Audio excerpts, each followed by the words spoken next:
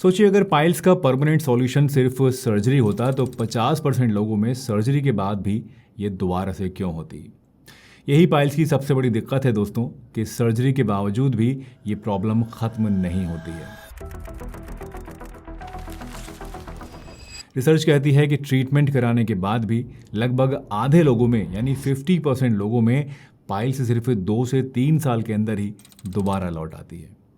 तो असली सवाल ये आता है कि फिर पाइल्स को जड़ से ख़त्म कैसे किया जाए ताकि ये कभी भी ज़िंदगी में वापस ना आए।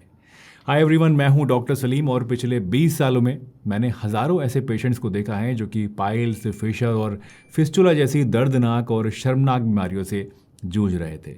और एक सवाल जो मुझे बार बार सुनने को मिलता है वो ये कि डॉक्टर साहब ऑपरेशन तो करा लिया था लेकिन पाइल्स दोबारा से हो गई, अब क्या करें।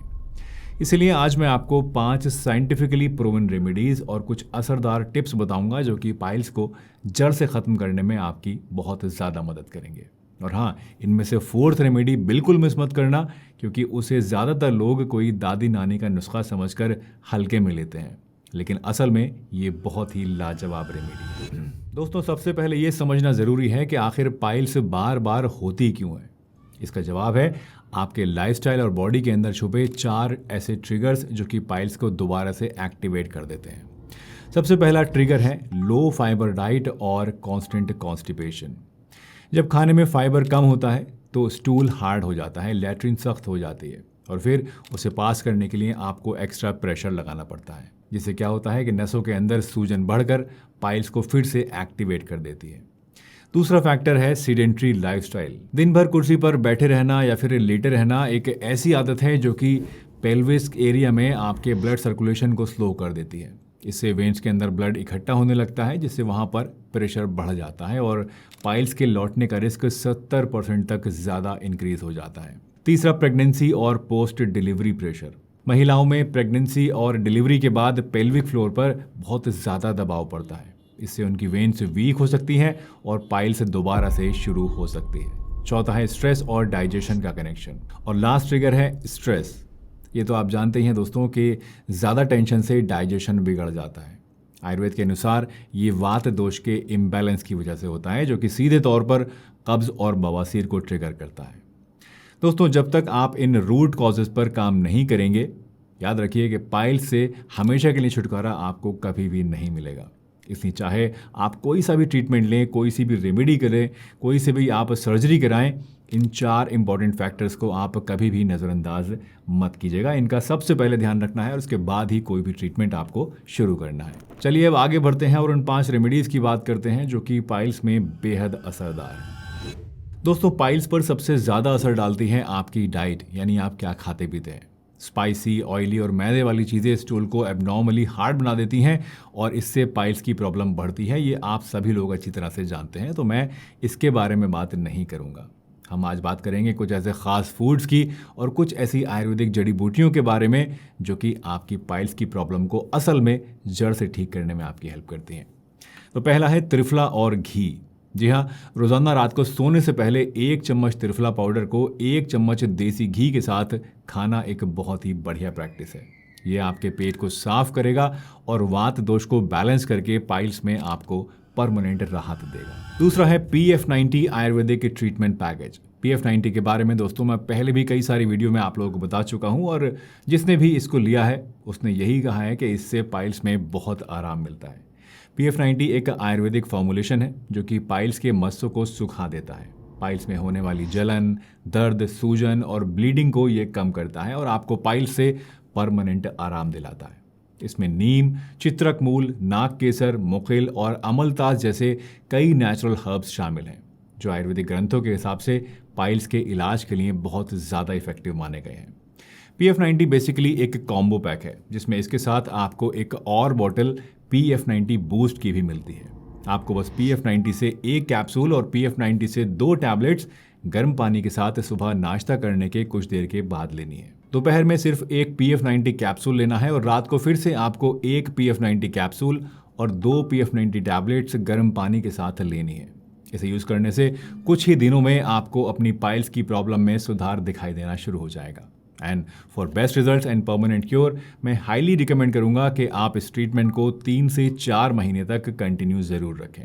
इसको ऑर्डर करना चाहते हैं तो लिंक्स और फ़ोन नंबर आपको नीचे डिस्क्रिप्शन में और फर्स्ट कमेंट में मिल जाएंगे, तो वहां जाकर इसको ऑर्डर कीजिए और अपनी पाइल्स की प्रॉब्लम को हमेशा हमेशा के लिए अलविदा कह दीजिए। दोस्तों, त्रिफला और PF90 के अलावा इसबगोल की भूसी भी पाइल्स में बहुत ज़्यादा आराम दिलाती है। तो 1 गिलास गुनगुने पानी में 2 चम्मच इसबगोल मिलाकर सोते टाइम आप चाहें तो ले सकते हैं। वैसे इसबगोल रोज़ लेना पसंद आपको अगर नहीं है तो आप अपनी डाइट में फाइबर रिच फूड्स इंक्लूड कीजिए, जैसे कि पपीता, अंजीर, सेब और हरी सब्जियाँ। लेकिन इस बात का भी ध्यान रखिएगा कि फाइबर तभी काम करेगा जब आप दिन भर 8 से 10 गिलास पानी ज़रूर पिएंगे, यानी पानी की कमी आपके अंदर नहीं होनी चाहिए, तभी फाइबर आपकी जो प्रॉब्लम है उसको ठीक करेगा। अदरवाइज और ज़्यादा आपके स्टूल को ये हार्ड कर सकता है, जो कि आपकी प्रॉब्लम को ट्रिगर करेगा। एक और बहुत ही इफेक्टिव रेमेडी है छाछ, जिसे हम इंग्लिश में बटर मिल्क भी कहते हैं। दोस्तों, आयुर्वेद में पाइल्स के लिए छाछ को अमृत माना गया है। ये सिर्फ एक ड्रिंक नहीं बल्कि एक औषधि है। आप लंच के 15 मिनट के बाद 1 गिलास ताज़ी छाछ लीजिए। इसमें आप चाहें तो आधा चम्मच भुना हुआ ज़ीरा पाउडर और 1 चुटकी सेंधा नमक भी मिला लीजिए, तो इससे आपको और भी ज़्यादा फायदा मिलेगा।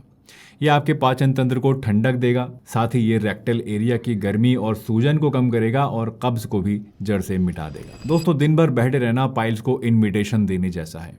दिन भर बैठने से ब्लड नीचे जम जाता है, वहाँ पर आपके नसों के ऊपर प्रेशर बढ़ जाता है और प्रॉब्लम दोबारा से शुरू हो जाती है। इसलिए आप रोज़ाना कम से कम 30 मिनट ब्रिस्क वॉक को अपने रूटीन का हिस्सा ज़रूर बनाइए।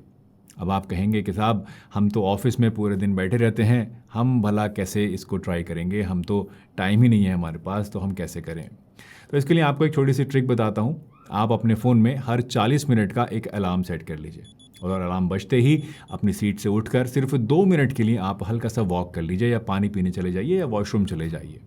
ये छोटी सी आदत आपको दिन भर मूवमेंट में रखेगी और आपके बॉस को भी कोई ऑब्जेक्शन नहीं होगा कि आप तो पानी पीने ही जा रहे हैं या वॉशरूम जा रहे हैं, और आपका जो रेक्टल एरिया है वहाँ पर ब्लड का जो जमाव है वो भी नहीं होगा, जिससे अल्टीमेटली आपके पाइल्स की प्रॉब्लम की जो रिकरेंस के चांसेस हैं वो कम हो जाएंगे।